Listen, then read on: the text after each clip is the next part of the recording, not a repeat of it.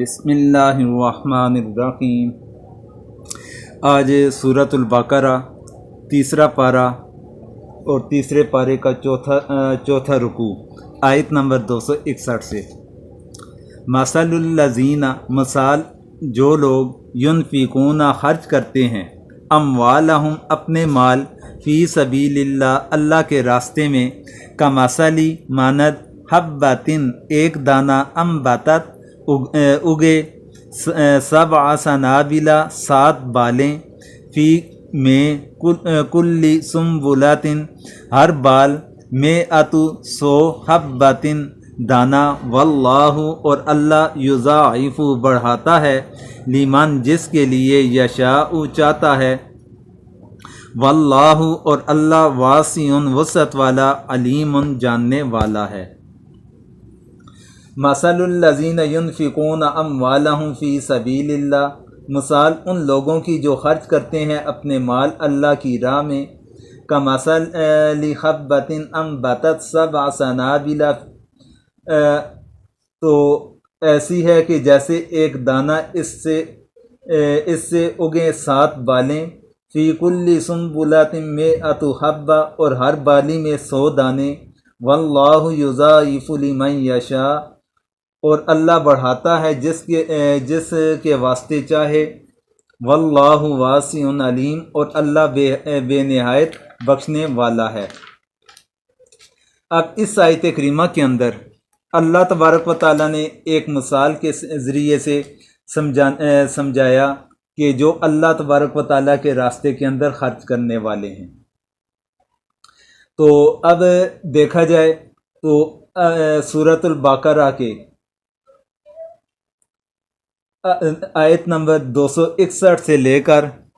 تو آیت نمبر 283 تک کل ان آیات کی تعداد بنتی ہے 23۔ اس کے اندر اللہ تبارک و تعالیٰ نے مالیات سے متعلق خاص ہدایات اور اپنے ایسے ارشادات عطا فرمائے کہ اگر دنیا کے اندر ان چیزوں پر عمل کر لیا جائے تو تمام انسانوں کے معاشی مسائل خود بخود حل ہو جاتے ہیں۔ تو دنیا کے اندر جو آج کل مالی لحاظ سے مختلف نظام چل رہے ہیں، اشتراکیت کا ہے یا اشتمالیت کا ہے یا سرمایہ درانہ نظام ہے، یہ مختلف نظام چل رہے ہیں۔ تو ان تمام نظاموں میں سے اللہ تبارک و تعالیٰ نے جو احکامات ان آیات کے اندر عطا فرمائے، تو ان پر عمل کرنے کی صورت کے اندر ان کی تمام کمزوریاں ختم ہو کر ایک بہترین نظام، معاشی نظام اس دنیا کے اندر قائم ہو سکتا ہے۔ تو اب دیکھا جائے ان آیات میں اسلام کے معاشی نظام نے ایک عام پہلو کا بیان ہے جس کے 2 حصے ہیں۔ اپنی ضرورت سے زائد مال کو اللہ کی رضا کے لیے حاجت مند مفلس لوگوں پر خرچ کرنے کی تعلیم، جس کو صدقہ و خیرات کہا جاتا ہے، اور دوسرے نمبر پر دیکھا جائے تو سود کے لین دین کو حرام قرار دے کر اس سے بچنے کی ہدایات دی گئی ہیں۔ ان میں سے پہلے 2 رکوع صدقہ و خیرات کے فضائل اور اس کی ترغیب اور اس کے متعلقہ احکام پر مشتمل ہے، جبکہ اس سے آگے والے جو 2 رکوع ہیں اس کے اندر سودی کاروبار کی حرمت و ممانعت اور قرض و ادھار کے جائز طریقوں کے بیان کے بارے میں اللہ تبارک و تعالیٰ نے ذکر فرمایا۔ اب اس رکوع کے اندر جو رکوع آپ کے سامنے آج ذکر کیا جائے گا، تو اس کے اندر اللہ تبارک و تعالیٰ کی راہ میں خرچ کرنے والوں کے فضائل کو اللہ تعالیٰ نے بیان فرمایا، اور اس کے بعد ایسی شرائط کا بیان کیا کہ جن کے ذریعے صدقہ خیرات اللہ کے نزدیک قابل قبول اور موجب ثواب ہے، اور پھر ایسی چیزوں کا بیان ہے جو انسان کے صدقہ و خیرات کو برباد کر کے نیکی برباد کرنا اور گناہ کے لازم ہونے کا مصداق بن جاتی ہے۔ تو اس کے بعد اللہ تبارک و تعالیٰ نے 2 مثالیں بیان کی، ایک ان نفقات و صدقات کی جو اللہ کے نزدیک مقبول ہیں، دوسرے ان نقصانات و صدقات کی جو غیر مقبول اور فاسد ہیں۔ یہ 5 مضامین جو اس رکوع میں بیان ہوئے، تو ان مضامین سے پہلے یہ جان لینا ضروری ہے کہ قرآن کریم نے اللہ تبارک و تعالیٰ کے راستے میں مال خرچ کرنے کو کہیں لفظ انفاق کے ذریعے بیان فرمایا، کہیں لفظ اطعام اور کسی جگہ پر صدقہ اور کسی جگہ پر زکوٰۃ کا لفظ استعمال فرمایا۔ تو ان پر جنرلی طور پر اگر نظر ڈالی جائے تو اس سے یہ چیز ملتی ہے کہ جہاں پر لفظ انفاق، اطعام، صدقہ یہ لفظ استعمال ہوئے وہ عمومی صدقہ کے لیے استعمال ہوئے کہ ہر قسم کے صدقہ خیرات اللہ تعالیٰ کی رضا کے لیے جو خرچ کیے جاتے ہیں وہ ان کے لیے یہ الفاظ استعمال ہوئے، جبکہ جو اللہ تبارک و تعالیٰ کی طرف سے ایک انسان کے اوپر فرض قرار دے رکھا ہے صدقہ جسے زکوٰۃ وغیرہ کہا جاتا ہے، اس کے لیے لفظ زکوٰۃ کا استعمال اللہ تعالیٰ نے فرمایا ہے۔ اب جاتے ہیں اس آیت کریمہ کی طرف۔ اس آیت کریمہ کے اندر اللہ تعالیٰ نے مثال جو بیان فرمائی تو اس کے اندر اللہ تبارک و تعالیٰ نے ان لوگوں کے بارے میں ذکر فرمایا کہ جو اللہ تبارک و تعالیٰ کے راستے کے اندر خرچ کرنے والے ہیں، یعنی کہ حج کے اندر جو خرچ کریں گے، جہاد میں خرچ کریں گے، فقراء مساکین کے اوپر خرچ کرتے ہیں، بیواؤں کے اوپر، یتیموں کے اوپر، تو اپنے عزیز و اقارب کے اوپر، ایسے لوگوں کی مثال ایسی ہے کہ کوئی شخص ایک دانہ گندم کا ایک عمدہ زمین کے اندر بوتا ہے، پھر اس دانے سے گندم کا ایک پودا نکلے گا جس میں 7 خوشے گندم کے ہوں گے، ہر خوشے کے اندر 100 دانے ہوں گے، جس کا نتیجہ یہ نکلتا ہے کہ ایک دانے سے 100 دانے انسان حاصل کر پاتا ہے۔ تو اس کا مطلب کیا ہوا کہ اللہ کی راہ میں خرچ کرنے والے کا اجر و ثواب 1 سے لے کر 700 تک پہنچتا ہے، یعنی 700 گنا تک اللہ تبارک و تعالیٰ پہنچا دیتے ہیں۔ اب اگر ایک بندہ 1 روپیہ خرچ کرے گا تو اللہ تبارک و تعالیٰ اس کے اجر و ثواب کو بڑھا کر 700 روپے خرچ کرنے کے برابر تک پہنچا دیتے ہیں۔ پھر صحیح اور معتبر احادیث میں ایک نیکی کا جو ثواب کے بارے میں ذکر ہے تو 10 گنا ملتا ہے اور 700 گنا تک وہ پہنچ سکتا ہے۔ حضرت عبداللہ بن عباس رضی اللہ عنہما نے فرمایا کہ جہاد اور حج میں 1 درہم خرچ کرنے کا ثواب 700 درہم کے برابر ہے، اور یہ روایت ابن کثیر نے مسند احمد کے حوالے کے ساتھ ذکر فرمائی ہے۔ تو مطلب یہ ہوا کہ اللہ تعالیٰ کی راہ میں 1 روپیہ خرچ کرنے والے کو ثواب 700 روپے خرچ کرنے کے برابر تک بھی ملتا ہے۔ لیکن قبولیت صدقات کے لحاظ سے دیکھا جائے کچھ مثبت شرائط بھی ہیں اللہ تعالیٰ نے بیان فرمائی ہیں۔ تو قرآن کریم نے اس مضمون کو بجائے مختصر اور صاف لفظوں میں بیان کرنے کے ایک گندم کی مثال کی صورت کے اندر اللہ تعالیٰ نے بیان فرمایا، تو اس کے اندر یہ اشارہ ہے کہ جس طرح کاشتکار 1 دانہ گندم سے 700 دانے اسی وقت حاصل کر سکتا ہے جب کہ یہ دانہ عمدہ ہو، خراب نہ ہو، یعنی کہ جو بیج ڈالا جا رہا ہے وہ بیج کوالٹی وائز اعلیٰ ہونا چاہیے، ادنا نہیں ہونا چاہیے۔ پھر دانہ ڈالنے والا کاشتکار بھی کاشتکاری کے فن سے پورا واقف ہو، پھر اسی طرح جس زمین کے اندر وہ ڈال رہا ہے وہ زمین بھی عمدہ ہونی چاہیے، کیونکہ ان میں سے اگر ایک چیز بھی کم ہوگی تو یہ دانہ ضائع ہو جائے گا، ایک دانہ بھی نہ نکلے گا، اور یا پھر ایسا برابر نہ ہوگا کہ ایک دانے سے 700 دانے بن جائیں۔ اسی طرح عام اعمال صالحہ اور خصوصاً انفاق فی سبیل اللہ کی مقبولیت اور زیادتی اجر کے لیے بھی یہی 3 شرطیں ہیں کہ جو مال اللہ کی راہ میں خرچ کرے وہ پاک اور حلال ہونا چاہیے، کیونکہ حدیث مبارکہ کے اندر اللہ تبارک و تعالیٰ پاک اور حلال مال کے سوا کسی چیز کو قبول نہیں فرماتے، حدیث کے اندر ہے۔ پھر اسی طرح خرچ کرنے والا بھی نیک نیت اور صالح ہونا چاہیے، بدنیتی یا نام و نمود کے لیے خرچ کرنے والا اس ناواقف کاشتکار کی طرح ہے جو دانہ کو کسی ایسی جگہ ڈال دے کہ وہ ضائع ہو جائے۔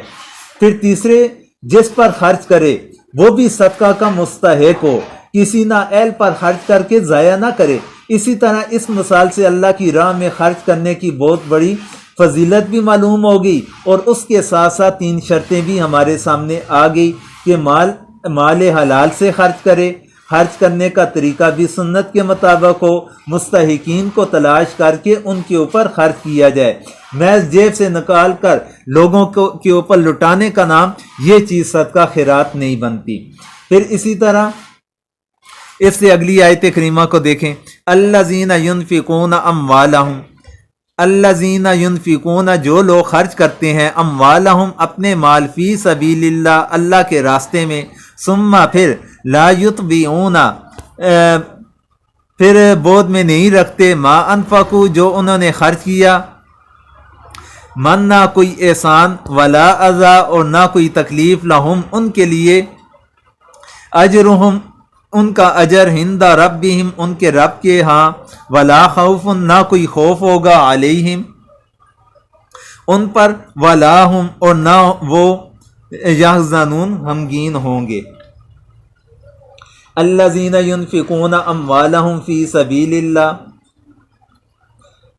جو لوگ خرچ کرتے ہیں اپنے مال اللہ کی راہ میں، ثم لا یتبعون ما انفقوا منا ولا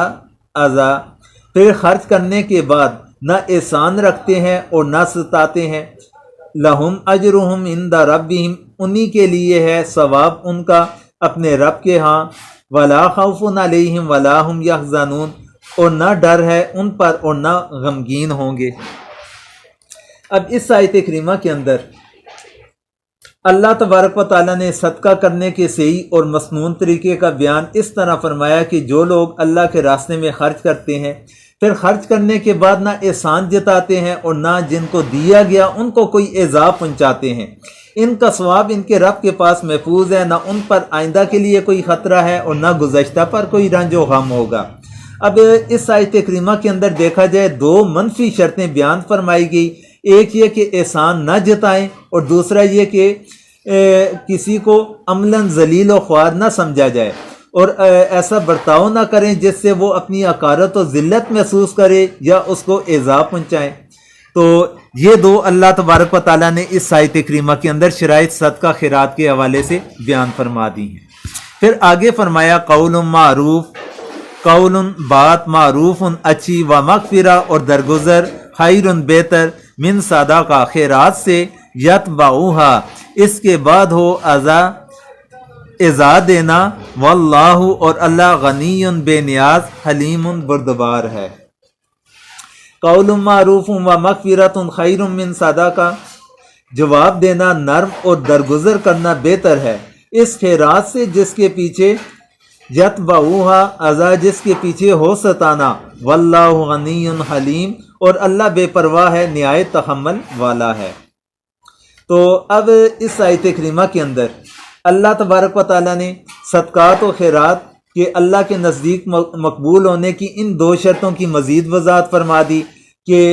جس کا ذکر پچھلی آیت کے اندر آیا کہ احسان نہ جتائیں یا کسی کو ایذا نہ دیں، تو اللہ تبارک و تعالیٰ نے اس کی مزید وضاحت کرتے ہوئے فرمایا کہ انسان کے لیے اگر کوئی صدقہ کرنے میں، کوئی عمل کرنے کے اندر اس کے پیچھے احسان جتلانا مقصود ہو یا کسی کو تکلیف پہنچانا ہو، تو پھر اس سے بہتر یہ ہے کہ انسان جواب کسی کی بات کا جواب نرمی کے ساتھ دے دے یا درگزر کر لینا، یہ اس کے مقابلے کے اندر زیادہ بہتر ہے۔ اور اللہ تعالیٰ بے پرواہ ہے، بے نیاز ہے، بردبار ہے۔ اللہ تعالیٰ کو ہمارے صدقہ و خیرات کی ضرورت نہیں، وہ حاجت مند نہیں ہے، بلکہ اللہ تبارک و تعالیٰ انسان کے اعمال کو اور انسان کی نیت کو دیکھتے ہیں، اس انسان کے اخلاص کو دیکھا جاتا ہے۔ پھر آگے فرمایا یا ایھا الذین آمنوا، اے ایمان والو، لا تبطلوا نہ ضائع کرو، صدقاتکم اپنے خیرات، بالمنی احسان جتلا کر، والاذی اور ستانا، کالذی اس شخص کی طرح، ینفقو جو خرچ کرتا ہے، مالہ اپنا مال، رعاء الناس دکھلانے کے لیے لوگوں کو، ولا یؤمن اور ایمان نہیں رکھتا، باللہ اللہ پر، والیوم الآخر اور آخرت کا دن، فمثلہ پس اس کی مثال، کا مثالی جیسی مثال، صفوان چکنا پتھر ہو، علیہ اس پر، تراب مٹی، فاصابہ پھر اس پر برسے، وابل تیز بارش، فترکہ سو تو اسے چھوڑ دے، سلدہ صاف، لا یقدرون وہ قدرت نہیں رکھتے، علی شیء کسی چیز پر، مما اس سے جو کسبوا انہوں نے کمایا، واللہ اور اللہ، لا یہدی راہ نہیں دکھاتا، قوم الکافرین کافروں کی قوم کو۔ یا ایھا الذین آمنوا لا تبطلوا صدقاتکم بالمن والاذی، اے ایمان والو مت ضائع کرو اپنی خیرات احسان رکھ کر اور ایذا کر کے، کالذی ینفق مالہ رعاء الناس ولا یؤمن باللہ اس شخص کی طرح جو خرچ کرتا ہے اپنے مال لوگوں کو دکھانے کو اور یقین نہیں رکھتا ہے اللہ پر، والیوم الآخر اور قیامت کے دن پر، فمثلہ کمثل صفوان علیہ تراب، سو اس کی مثال ایسی ہے جیسے صاف پتھر کے اس پر پڑی ہے کچھ مٹی، فاصابہ وابل، پھر برسا اس پر زور کی بارش، فترکہ صلدا، تو اس کو بالکل اس نے صاف چھوڑ دیا، لا یقدرون علی شیء مما کسبوا، کچھ ہاتھ نہیں لگتا ایسے لوگوں کے ثواب اس چیز کا جو انہوں نے کمایا، واللہ لا یہدی القوم الکافرین، اور اللہ نہیں دکھاتا سیدھی راہ کافروں کو۔ اب اس آیت کریمہ کے اندر اللہ تبارک و تعالیٰ نے اس مضمون کو ایک دوسرے عنوان سے اور تاکید کے ساتھ اس طرح ارشاد فرمایا کہ تم اپنے صدقات کو برباد نہ کرو، زبان سے احسان جتلا کر یا برتاؤ سے ایذا پہنچا کر۔ تو اس سے اللہ تبارک و تعالیٰ سے اس چیز کی وضاحت ہو گئی کہ جس صدقہ و خیرات کے بعد احسان جتلانے یا ایذا پہنچانے کی صورت ہو وہ صدقہ باطل یعنی کالعدم ہوگا، اس پر کوئی ثواب نہیں ہوگا۔ اس آیت میں صدقہ قبول ہونے کی ایک اور شرط کا اس طرح بیان فرمایا کہ جو شخص لوگوں کے دکھاوے اور نام و نمود کے واسطے خرچ کرتا ہے اور اللہ تعالیٰ اور قیامت پر ایمان نہیں رکھتا، اس کی مثال ایسی ہے جیسے کسی صاف پتھر پر کچھ مٹی جم جائے، اس میں کوئی دانہ بویا جائے، پھر اس پر زور کی بارش پڑ جائے اور وہ بالکل صاف ستھرا ہو جائے گا، یعنی نہ مٹی رہے گی، نہ دانہ رہے گا، نہ فصل رہے گی۔ تو ایسے لوگوں کو اپنی کمائی ذرا بھی ہاتھ نہ لگے گی، اور اللہ تعالیٰ کافر لوگوں کو راستہ نہیں دکھاتے۔ اس سے قبولیت صدقہ و خیرات کی یہ شرط معلوم ہوتی ہے کہ خالص اللہ تعالیٰ کی رضا جوئی اور آخرت کے ثواب کی نیت کے ساتھ خرچ کرے، دکھلاوے یا نام و نمود کی نیت اس کے اندر نہیں ہونی چاہیے۔ اور اللہ تعالیٰ کی ذات کے اوپر اور آخرت کے اوپر ایمان رکھنے والے یعنی کہ مومن بندے تو وہ صدقہ خیرات کریں گے تو اس پر اسے اجر ملے گا، اور جو ان پر ایمان نہیں رکھے گا یا نام و نمود کے لیے کرے گا تو اس کا صدقہ و خیرات اللہ تبارک و تعالیٰ قبول نہیں کریں گے۔ پھر اس کے بعد اللہ تعالیٰ فرماتے ہیں کہ وَمَثَلُ الَّذِينَ يُنْفِقُونَ أَمْوَالَهُمْ، مثال ان لوگوں کی جو خرچ کرتے ہیں اپنے مال، ابتغاء مرضات اللہ، حاصل کرنا مرضات اللہ، اللہ تعالیٰ کی خوشنودی، و تثبیتا اور ثبات و یقین، من انفسہم اپنے دل سے، کمثلی جیسے جنت ایک باغ، بربوہ بلندی پر، اصابہ اس پر پڑی، وابل تیز بارش، فآتت تو اس نے دیا، اکولہا پھل، ضعفینی دگنا، فإن پھر اگر لم یصبھا نہ پڑی، وابل تیز بارش، فتلو تو فوار، واللہ اور اللہ، بما جو تعملون تم کرتے ہو، بصیر دیکھنے والا ہے۔ وَمَثَلُ الَّذِينَ يُنْفِقُونَ أَمْوَالَهُمْ ابْتِغَاءَ مَرْضَاتِ اللَّهِ، اور مثال ان کی جو خرچ کرتے ہیں اپنے مال اللہ کی خوشنودی حاصل کرنے کو، وَتَثْبِيتًا مِّنْ أَنفُسِهِمْ اور اپنے دلوں کو ثابت کر کے، کَمَثَلِ جَنَّةٍ بِرَبْوَةٍ ایسی ہے کہ ایک باغ ہے بلند زمین کے اوپر، اصابہ وابل اس پر پڑا زور کی بارش، فآتت اکولہا ضعفین تو لایا وہ باغ اپنا پھل دگنا، فإن لم یصبھا وابل فتل اور اگر نہ پڑا اس پر زور کا بارش تو فوار ہی کافی ہے، واللہ بما تعملون بصیر اور اللہ تمہارے کاموں کو خوب دیکھتا ہے۔ اب اس آیت کریمہ کے اندر صدقہ مقبولہ اور انفاق اور اللہ تعالیٰ کے راستے میں مال خرچ کرنے کی قبولیت کو ایک مثال کے ذریعے سے سمجھایا کہ جو لوگ اپنے مال خالص اللہ تعالیٰ کی رضا کے لیے صاف نیت کے ساتھ خرچ کرتے ہیں، اپنے نفسوں میں پختگی پیدا کرتے ہیں، ان کی مثال ایسی ہے کہ جیسے کوئی باغ ہو کسی ٹیلے پر،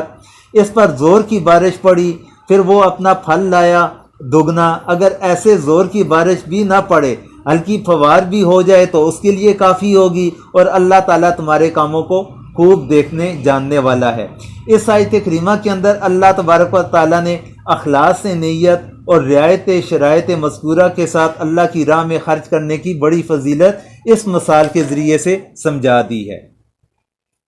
تو اس کے بعد اگلی آیت کریمہ کے اندر اللہ تبارک و تعالیٰ فرماتے ہیں اَیَوَدُّ أَحَدُکُم کیا پسند کرتا ہے تم میں سے کوئی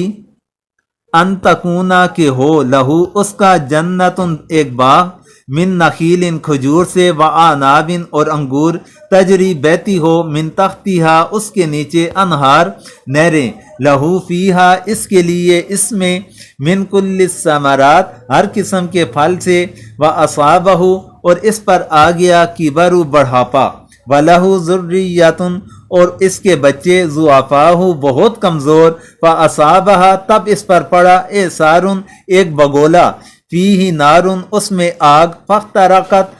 تو وہ جل گیا کذالک اسی طرح یبین اللہ واضح کرتا ہے اللہ لکم الآیات تمہارے لیے نشانیاں لعلکم تتفکرون تاکہ تم غور و فکر کرو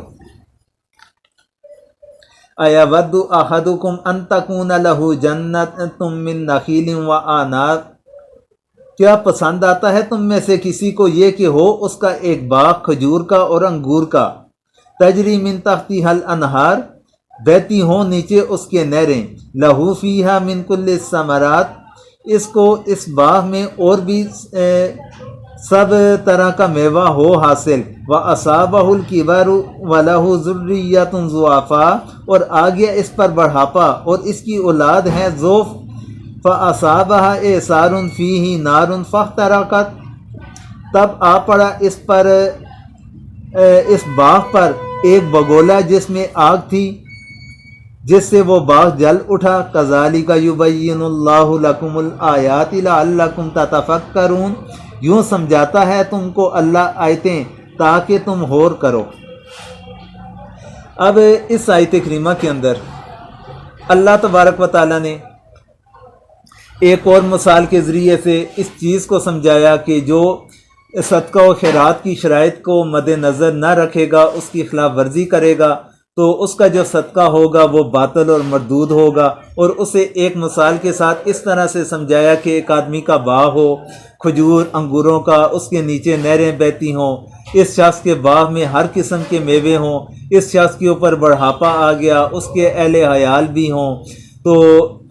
جن میں اب قوت نہیں، کمزوری ہے، یعنی چھوٹے بچے ہیں وہ کمزور ہیں، ان حالات میں اگر اس کے باغ کے اوپر ایک بگولا آئے آگ کا، وہ باغ جل جائے تو اللہ تعالیٰ اس طرح کے نظائر بیان کرنے کے بعد فرماتے ہیں کہ تم سوچو کہ پھر اس وقت تمہارا کیا حال ہوگا۔ اب اس مثال کو دیکھا جائے تو اس مثال کے اندر جو چند قیدیں بڑھائی گئی ہیں، اس کا بڑھاپا آ گیا، اس کے اولاد بھی ہے اور اولاد بھی چھوٹے بچے ہیں یعنی ضعیف اور کمزور ہیں۔ ان قیدوں کا مقصد یہ ہے کہ جوانی کی حالت میں کسی کا باغ یا کھیتی جل جائے تو اسے یہ امید ہو سکتی ہے کہ میں پھر باغ لگا دوں گا، اور جس شخص کی اولاد نہ ہو اور اس کو دوبارہ باغ لگانے کی امید بھی نہ ہو تو باغ جل جانے کے بعد بھی اس پر کوئی خاص فکر معاش نہیں ہوتی کہ اکیلا آدمی ہوں، کسی طرح تنگ دستی کی حالت کے اندر بھی میں گزارا کر لوں گا۔ اب بڑھاپا بھی ہے، پھر بڑھاپا ہونے کے ساتھ ساتھ اولاد بھی ہے، اور اولاد اگر نیک ہو جوان ہو پھر بھی انسان باپ کو امید ہوتی ہے کہ یہ میرا ہاتھ بٹائیں گے، تو اللہ تعالیٰ نے مثال کے اندر یہ بیان فرما دیا کہ اس کی اولاد بھی ہے لیکن وہ کمزور ہے، یعنی بچے ہیں، وہ اس کا بوجھ نہیں اٹھا سکتا۔ تو اب یہ تین اللہ تبارک و تعالیٰ نے قیدیں اس شدت کے ساتھ لگا دی کہ اب ایسی حالت کے اندر کسی کا مال ہو تو اب اس کا اتنا بڑا باغ ہو جسے آگ بھی جلا دے، پھر اس کے اوپر اپنی ذات کے اوپر بڑھاپا ہے، پھر ساتھ میں اہل و عیال ہیں، وہ کمانے کے قابل نہیں، چھوٹے بچے ہیں، پھر خود اپنے اوپر جوانی نہیں، بڑھاپا ہے، یہ جوانی ہو تو پھر دوبارہ سے محنت کرے گا، اب بڑھاپے کے اندر دوبارہ وہ محنت بھی نہیں کر سکتا، تو اللہ تعالیٰ فرماتے ہیں کہ اس کا اب باغ جب جل جائے گا تو اس کی کیسی حالت ہوگی، اس کی کیا کیفیت ہوگی۔ تو یہ معاملات ہیں ان لوگوں کے لیے کہ جو اللہ تعالیٰ کے راستے میں اگر خرچ کرتے ہیں، صدقہ خیرات کرتے ہیں، لیکن اس کے پیچھے ریاکاری ہے، تو اس کی مثال اللہ تبارک و تعالیٰ نے اس مثال کے ذریعے سے سمجھا دیا ہے۔ اب اگر اس پورے رکوع کا ایک سرسری نظر ڈالی جائے تو اس کے اندر جو اللہ تبارک و تعالیٰ نے صدقہ خیرات کرنے کے مقبول ہونے کے بارے میں جو شرائط ذکر فرمائی ہیں ان کی تعداد 6 بنتی ہے۔ پہلے نمبر پر اس مال کا حلال ہونا جو اللہ کے راستے میں خرچ کیا جائے، دوسرے نمبر پر وہ سنت کے مطابق خرچ کیا جائے، اور تیسرے نمبر پر کسی مصرف کے اوپر خرچ کیا جائے، یعنی جن کے اوپر خرچ کیا جا رہا ہے وہ بھی مستحق ہونے چاہیے۔ چوتھے نمبر پر خیرات دے کر احسان نہ جتلایا جائے، اور پانچویں نمبر پر ایسا کوئی معاملہ نہ کیا جائے جس سے لوگوں کی تحقیر ہو یا جن کو مال دیا گیا ہے انہیں تکلیف ہو، اور چھٹے نمبر پر یہ ذکر کیا گیا جو کچھ خرچ کیا جائے اخلاص نیت کے ساتھ ہونا چاہیے، اللہ تعالیٰ کی رضا حاصل کرنے کے لیے ہو، نام و نمود کے لیے نہیں ہونی چاہیے۔ یہ مختصر طور پر اس رکوع کے اندر اللہ تعالیٰ کے راستے کے اندر مقبول صدقہ و خیرات کرنے کے لحاظ سے ان شرائط کا ذکر اللہ تبارک و تعالیٰ نے فرمایا ہے۔